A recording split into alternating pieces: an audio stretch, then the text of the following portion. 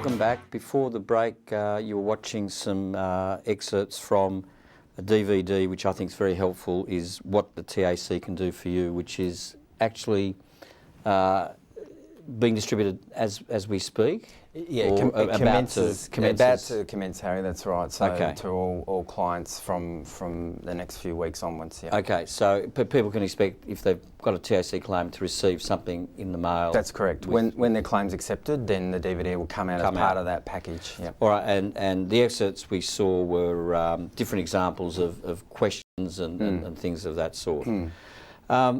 Just again, Bruce, going back to the viability of the scheme and a bit of the history was that the previous scheme was not viable, and there were, I think, a perception there were just too many claims with motor car accidents. That's right, and at that point, Harry, there was no threshold for controlling who received a lump sum, so any client could receive a lump sum. So even for very small minor injuries? Correct, and that was becoming unsustainable, and the scheme was unfunded at that time quite significantly.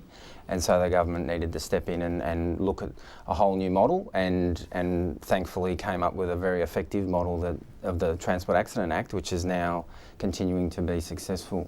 And where there is fault, then people can claim damages, and the first really cases were, I think, heard in 1991. That's right. Where the Victorian Supreme Court in 5 TAC cases heard what they determined was a serious injury. So that's just a threshold, it's a barrier. You cannot sue if you don't have a serious injury. That's right.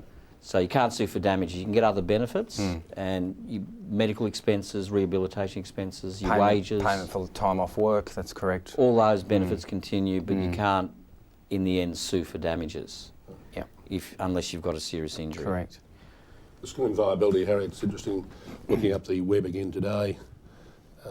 The scheme in the 2000-2001 financial year paid out $498 million in benefits and compensation, and the figure was now in excess of $800 million in the 2008-2009 financial year, and that was paid to in excess of 40,000 people.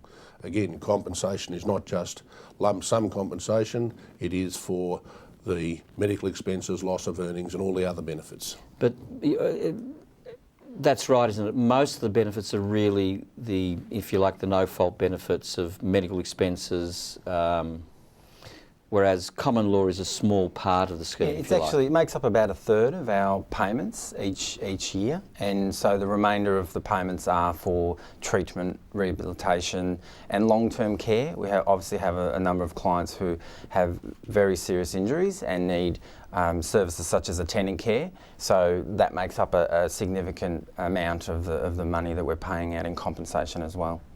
And how many of those people are there? I mean, it's the numbers are interesting, I think. Yeah, we actually receive around about 200 of those claims each year, and we have around about 1,000 active claims at any given time. So that's a number that's catastrophic people in wheelchairs, brain damage. Predominantly spinal injury or acquired brain injury are the two, and young people who've been injured as well in those situations, who we deal with in a separate and sensitive way.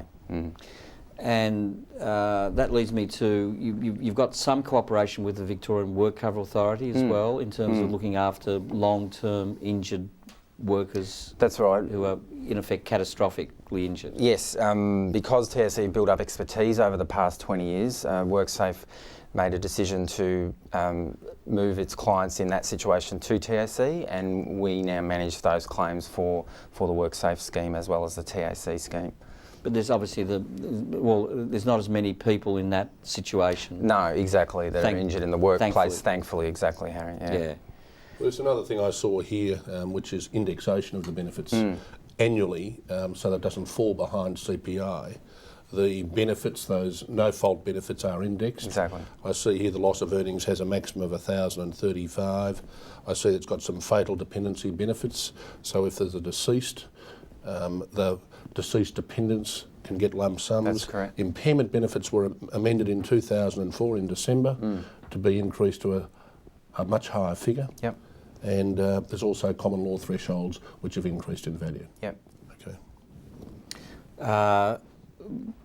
Before we go to the next break, there's another part of the DVD, I think, which is frequently asked questions. So it's a roundtable discussion and frequently asked questions that are put to the TAC. And again, a very helpful information about what people can expect. And we'll be watching that and coming back after the break.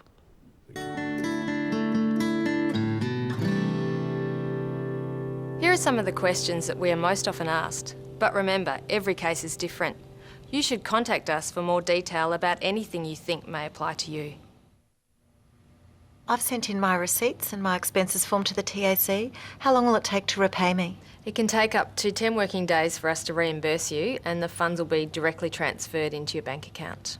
Why do I speak to a different person every time I call the TAC? Your first point of contact will always be with one of our client service officers. They have extensive knowledge of the TAC and can answer most of your questions. Welcome to the TAC. This is Erin. How can I help you? Your claims manager makes decisions about your treatment and payment of support services. There may be other TAC people involved in your claim, each with specialist skills in certain areas. What exactly is meant by the term impairment? An impairment is a permanent physical or psychological condition resulting from your transport accident. In other words, it's an injury that you'll never completely recover from. I left a message with my claims manager this morning.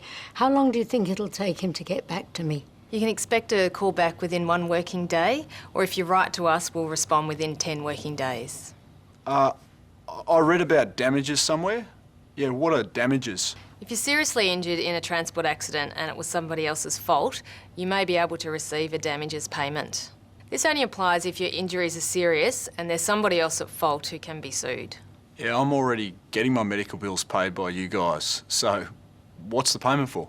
It's for pain and suffering and loss of enjoyment of life, so it needs to be a serious injury. It's also for long-term financial loss. Okay. What if I don't agree with the decision?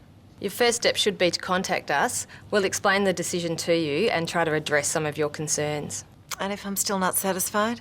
There are a number of other options available to you. One of our client service officers can explain these to you. Who else gets to see all this information I've sent you? The TAC treats all information about you in strict confidence. If you'd like some more information, I can get you a brochure. So is there anything else I can help you with? I'll probably think of something when I get home. Well, you have the brochure and the website, and you're always free to contact a client service officer.